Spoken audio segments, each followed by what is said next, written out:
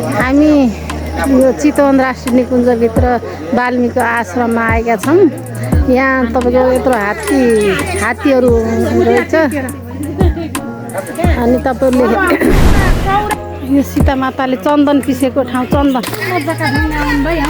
चन्दन पिसेको ठाउँ। जय सीता माता।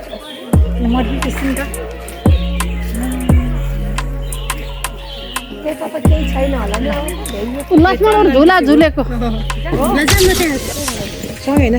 अब म लक्ष्मण के अरे सीता पिङ खेलेको ठाउँमा खेल्दैछु ल, हेर्नुहोस् है त।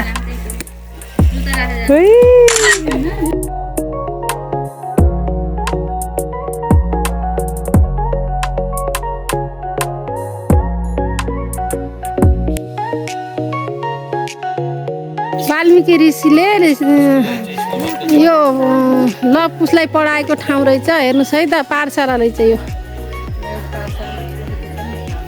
वाल्मीकिले योग गर्ने ठाउँ रहेछ यो होमन कुण्ड। ल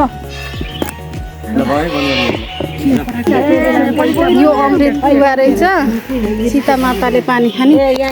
ल यो सीता माताले मसला पिस्टी सिलाउँदो रहेछ। मैले पनि पिस्छु। हजुरहरूले हेरिदिनुलाई मेरो भला हेरेर लाइक सेयर सब्सक्राइब गरिदिनु होला। हस्, जय सीता माताले। ल भन्नु, अब सफल महिला समूहबाट घुम्न आउनुभएको छ, तपाईँलाई यो भ्रमण कस्तो लाग्यो? कतिको औचित्यपूर्ण छ यो भ्रमण?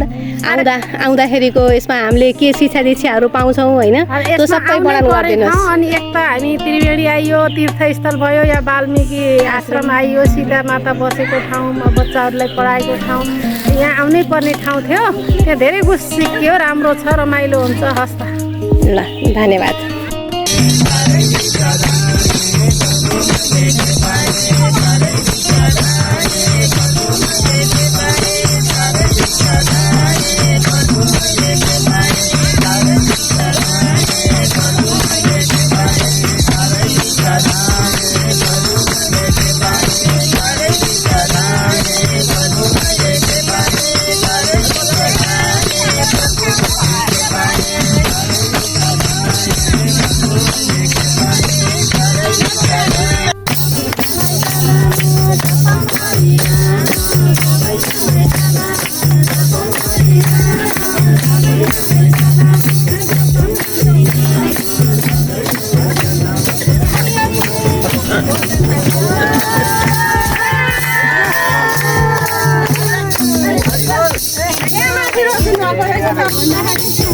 यता